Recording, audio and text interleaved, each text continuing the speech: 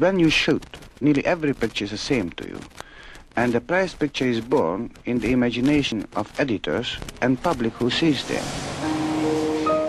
La voix de Robert Capa que vous venez d'entendre est issue d'un long entretien du plus grand photographe de guerre de l'histoire, enregistré en 1947. Son seul passage radio connu est récemment dévoilé à l'occasion du centenaire de la naissance du photographe hongrois. Capa, né sous le nom d'André Friedman le 22 octobre 1913 à Budapest, est mort à seulement 40 ans. Tout au long de sa carrière, il aura couvert les plus grands conflits de l'histoire, guerre civile espagnole, Seconde Guerre mondiale, guerre d'Indochine. Il meurt en 1954 en marchant sur une mine. Il a toujours été le plus grand, nous explique Carolee Kingsley, spécialiste de Capa. Pas seulement grâce à ses photos, mais surtout par sa personnalité. Il avait un charme immense. Cette image, il se l'est construite ici, à Budapest. Il était très mondain, toujours au courant de tout, déjà casse-cou. Il a gardé ses qualités, même si au début, il ne prenait pas trop de photos. Il allait surtout draguer les filles.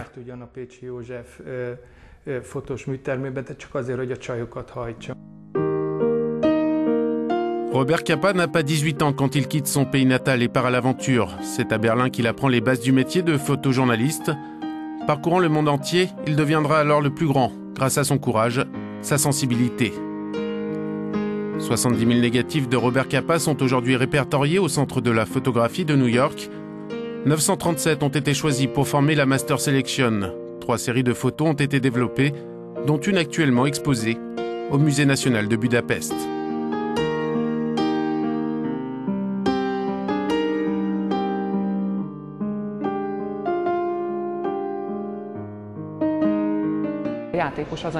Pour Eva Fisli, la conservatrice du musée, on ne vient pas à cette exposition seulement pour voir de belles photos. Le visiteur rencontrera de nombreuses installations donnant des détails, des fragments de la vie de Capa, qui lui permettront de se constituer son propre puzzle de l'artiste.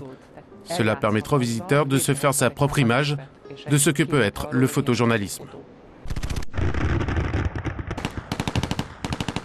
Robert Capa a été le premier photographe à suivre le débarquement des Alliés en Normandie. Il a shooté ce soldat américain à seulement 3 mètres à Leipzig, en avril 1945. Capa a toujours couvert ces événements au plus près de l'homme et de l'action. Il s'intéresse à l'éphémère de la vie, aux instants fragiles de l'existence. Dans toutes ses photos, il tente de prendre l'instant où l'homme est face au danger, parfois à la mort. À l'occasion du centenaire de sa naissance, sera inauguré en décembre prochain le Centre de photographie contemporaine Robert Capa à Budapest. Notre principal objectif, explique Orsolia Curösi, sera d'ouvrir la porte à des expositions, à lancer des programmes éducatifs et professionnels qui nous permettront de nous placer sur la carte culturelle de l'Europe.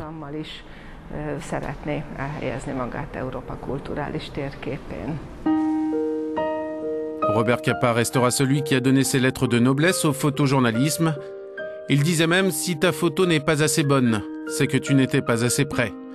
Depuis 1955, le prix Robert Capa récompense le meilleur grand reportage photographique publié ayant requis un courage et une initiative exceptionnelle.